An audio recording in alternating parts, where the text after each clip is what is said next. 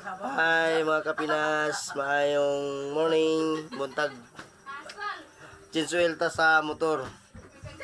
Pero ang ato ang oil, kuan, orig ni atong gigamit.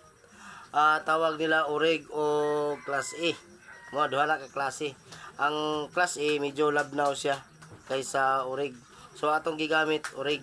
Kung mangutana ta sa tindahan, atong palitan orig or katong class A, walay sign kapareho lang gyud, kundi isa lang ang ato ang matikdan nga kini orig or class A.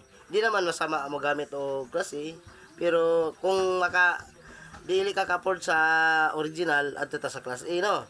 Pero ang ato ang hibaw-an nga kung kini siya orig naa diri sa iyang label,